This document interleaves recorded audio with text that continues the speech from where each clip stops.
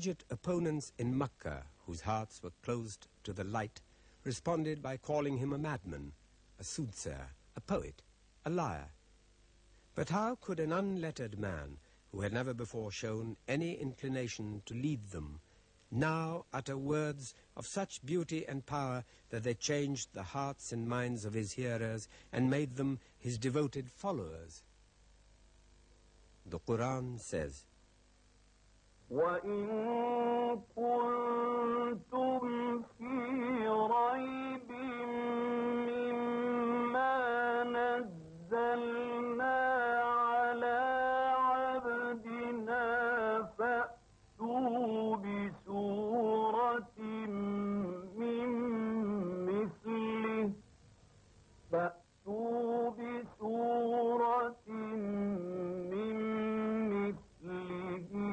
وَادْعُوا شُهَدَاءَكُم مِّن دُونِ اللَّهِ إِن كُنتُمْ صَادِقِينَ فَإِن لَّمْ تَفْعَلُوا وَلَن تَفْعَلُوا فَاتَّقُوا النَّارَ التي وقودها الناس والحجارة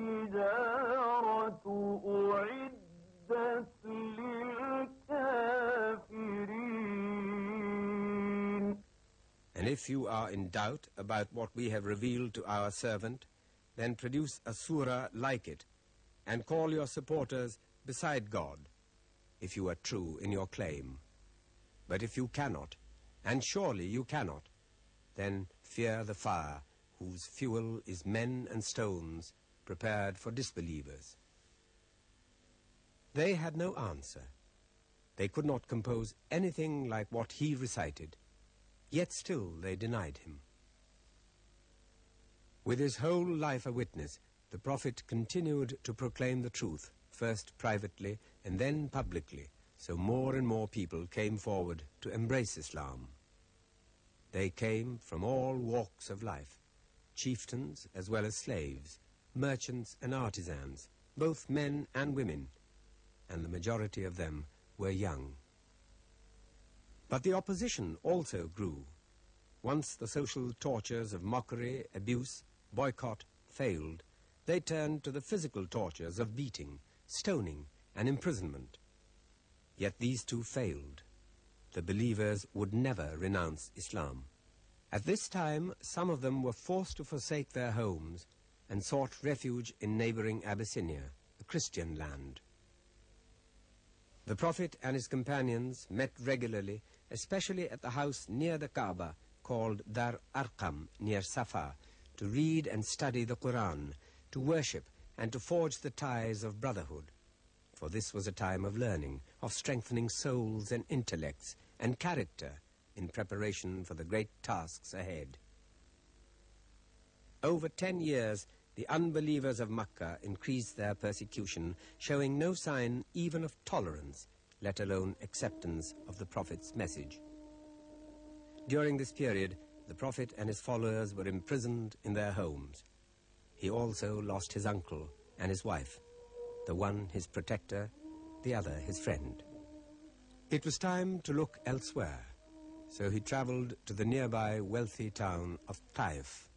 But here too he was reviled, stoned, and driven out. Yet instead of cursing these people, the Prophet prayed for their guidance. Such was the compassion of the man called a mercy for mankind. This event was the beginning of a new phase of his mission, to find a secure base for Islam. To mark this, the Prophet was taken one night in the company of the angel Gabriel to Jerusalem, where he prayed on the spot where now stands the Dome of the Rock. Thence the journey continued, high beyond the 7 heavens.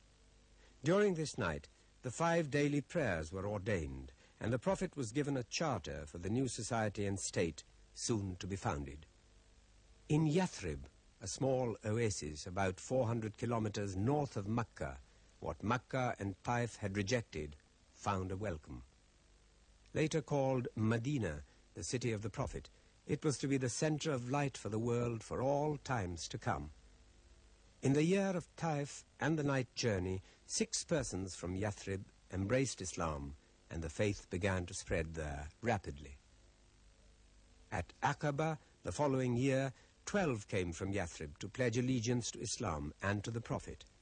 And a year after that, the 12th of the prophethood, 73 came to Aqaba. They invited the Prophet to Yathrib, committing themselves totally to the cause of Islam. For the oppressed and persecuted believers in Makkah, the way was now open to migrate to the house of Islam, to Medina. A few at a time, they left their homes and went to live there. As for the enemies of Islam, they saw no way now but to kill the Prophet. They formed a group of men from every clan so as to share out responsibility, and plotted to fall upon him as he emerged from his house at dawn. But forewarned by God, the Prophet slipped safely out of his house. Joined by Abu Bakr outside